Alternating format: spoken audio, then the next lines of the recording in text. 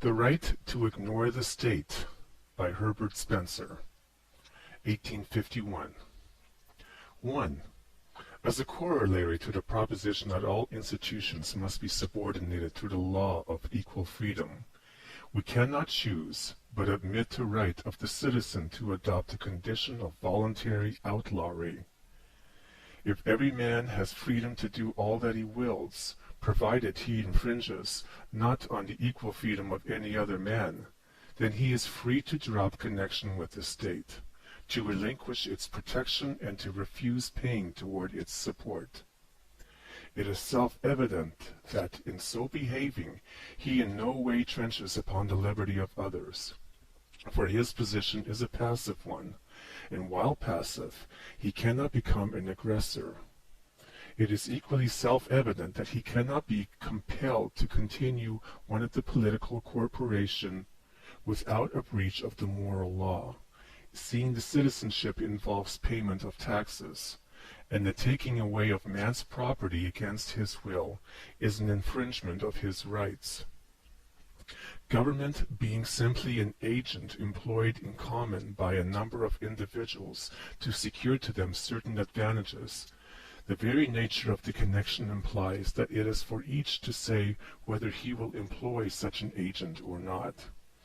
If any of them determines to ignore this mutual safety confederation, nothing can be said except that he loses all claim to its good offices and exposes himself to the danger of maltreatment, a thing that he is quite at liberty to do if he likes. He cannot be coerced into political combination without a breach of the law of equal freedom. He can withdraw from it without committing any such breach, and he has therefore a right so to withdraw. Number 2. No human laws are of any validity if contrary to the law of nature, and such of them as are valid derive all their force and all their authority mediately or immediately from this original.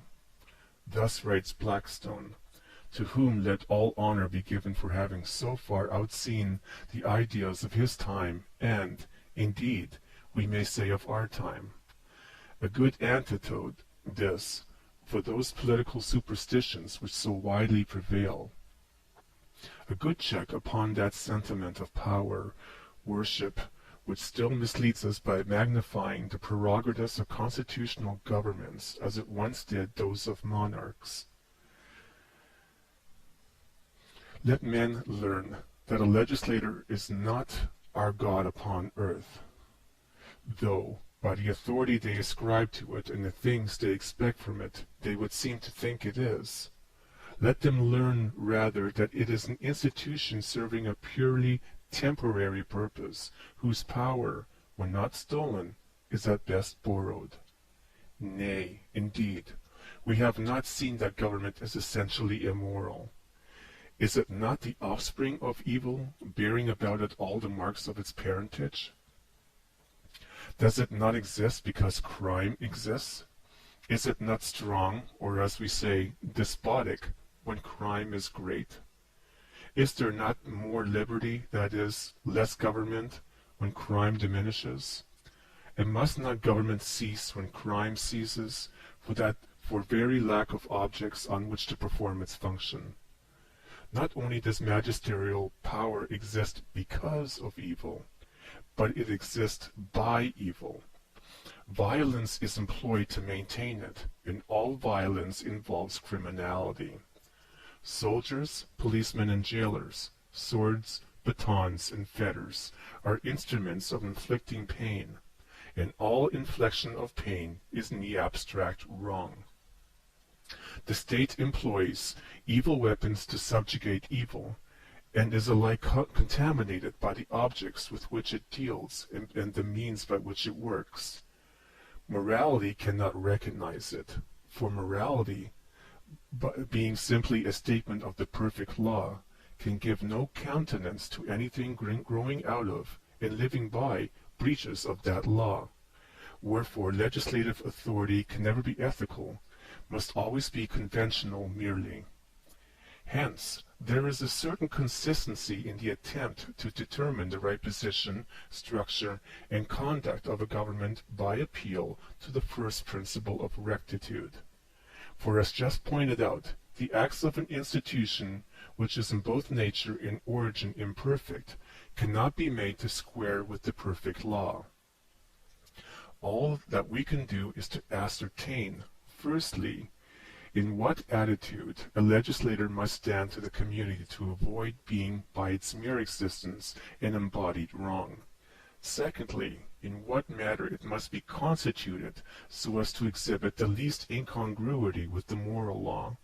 And thirdly, to what sphere its actions must be limited to prevent it from multiplying those breaches of equity it is set up to prevent.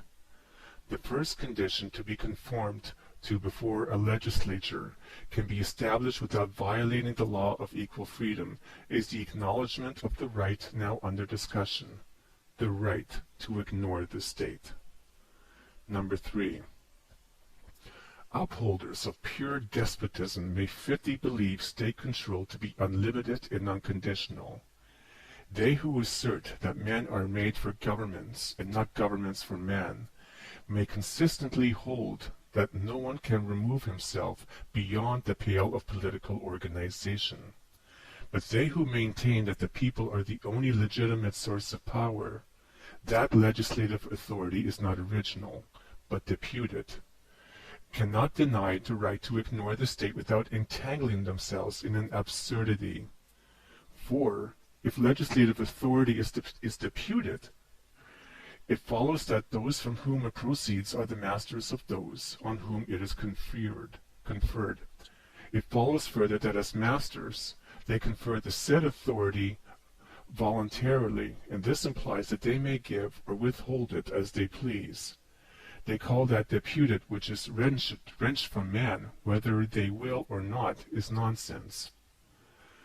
But what is here true of all collectively is equally true of each separately. As the government can rightly act for the people only when employed by them, so also can it rightly act for the individual only when empowered by him. If A, B, and C debate whether they shall employ an agent to perform for them a certain service, and if while A and B agree to do so, C dissents, C cannot equitably be made a party to the agreement in spite of himself, and this must be equally true of 30 as of 3. And if of 30, why not of 300, or 3,000, or 3,000,000? 4. Of the political superstitions lately alluded to, none is so universally diffused as the notion that majorities are omnipotent. Under the impression that the preservation of order will ever require power to be wielded by some party, the moral sense of our time feels that such power cannot rightly be conferred on by the largest moiety of society.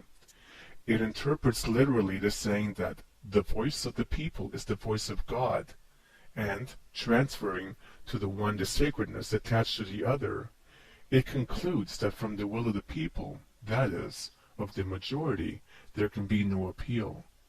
Yet is this belief entirely erroneous? Suppose, for the sake of argument, that, struck by some Malthusian panic, a legislature duly presenting public opinion were to enact that all children born during the next 10 years should be drowned. Does anyone think that such an enactment would be warrantable? If not, there is evidently a limit to the power of a majority. Suppose again that of two races living together, Celts and Saxons for example, the most numerous determined to make the others their slaves, would the authority of the greatest number be in such case valid? If not, there is something to which its authority must be subordinate. Suppose, once more, that all men having incomes under £50 a year were to resolve upon reducing every income above that amount to their own standard and appropriating the excess for public purposes. Could their resolution be justified? If not, it must be a third time confessed that there is a law to which the popular voice must defer. What, then, is that law, if not the law of pure equity, the law of equal freedom? These restraints, which all would put to the will of the majority, are exactly the restraints set up by that law. We deny the right of a majority to murder, to enslave, or to rob, simply because murdering, enslaving, and robbery are violations of that law, violations too gross to be overlooked. But if great violations of it are wrong, so also are smaller ones. If the will of the many cannot supersede the first principle of morality in these cases, neither can it in any. So that, however insignificant the minority, and however trifling the proposed trespass against their rights, no such trespass is permissible. When we have made our Constitution purely democratic, thinks to himself the earnest performer, we shall have brought government into harmony with absolute justice. Such a faith, though perhaps needful for the age, is a very erroneous one. By no process can coercion be made equitable. The freest form of government is only the least objectionable form. The rule of the many by the few we call tyranny. The rule of the few by the many is tyranny also, only of a less intense kind. Quote, "You shall do as we will, not as you will," unquote, is in neither case the declaration. And if the 100 make it to the 99 instead of the 99 to the 100, it is only a fraction less immoral. Of two such parties, whichever fulfills this declaration necessarily breaks the law of equal freedom, the only difference being that by the one it is broken in the persons of 99, while by the other it is broken in the persons of 100. And the merit of a democratic form of government consists solely in this, that it trespasses against the smallest number. The very existence of majorities and minorities is indicative of an immoral state. The man whose character harmonizes with the moral law we found to be one who can obtain complete happiness without diminishing the happiness of his fellows.